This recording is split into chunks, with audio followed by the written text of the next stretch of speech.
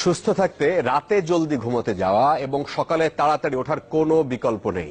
যুক্তরাজ্যের একদল গবেষক বলছেন যে যারা রাতে জাগার বদভ্যাস গড়ে তুলছেন তাদের 90% নানা মানসিক রোগের শিকার হচ্ছেন, আর যারা সকালে দেরি করে ঘুম থেকে ওঠেন তাদের অকাল মৃত্যুর ঝুঁকি কয়েক গুণ বেশি।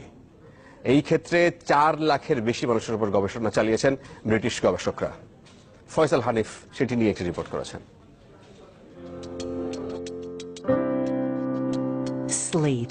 প্রবাদ আছে, জলদি ঘুমাতে যাওয়া আর সকালে জলদি ঘুম থেকে ওঠা সুস্বাস্থ্য, সম্পদ আর জ্ঞানের পূর্ব শর্ত।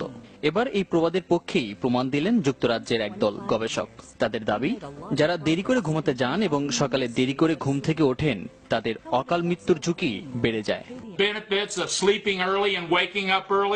আমরা দেখেছি যারা দেরি করে ঘুম থেকে ওঠেন তারা নানা ধরনের মানসিক ও শারীরিক জটিলতায় ভোগেন, আর তাদের গড় আয়ুও নিয়মিত সকালে ওঠা মানুষের চেয়ে 6.5 বছর কম।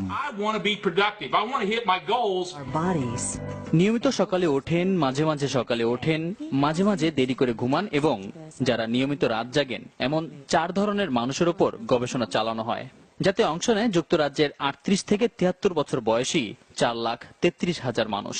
গবেষণা বলছে, যারা নিয়মিত সকালে ঘুম থেকে ওঠেন তাদের অকাল মৃত্যুর হার সবচেয়ে কম, আর যাদের দেহ ঘড়ি অনিয়মে চলে তাদের এই ঝুঁকি বাড়তেই থাকে।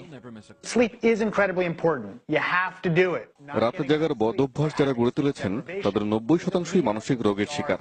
30% থাকে ডায়াবেটিসে আক্রান্ত হওয়ার ঝুঁকি। এছাড়া স্নায়বিক সমস্যা থেকে শুরু করে অন্ত্রের রোগে আক্রান্ত হওয়ার ঝুঁকি অনেকাংশে বেড়ে যায়। তাই সুস্থ জীবন যাপনের জন্য নিয়ম করে একই সময়ে ঘুমানো এবং ঘুম থেকে ওঠা, ঘুমের সময় মোবাইল ও ল্যাপটপ ব্যবহার না করার মতো অভ্যাস গড়ে তোলার পরামর্শ গবেষকদের। ফয়সাল হানিফ, চ্যানেল 24।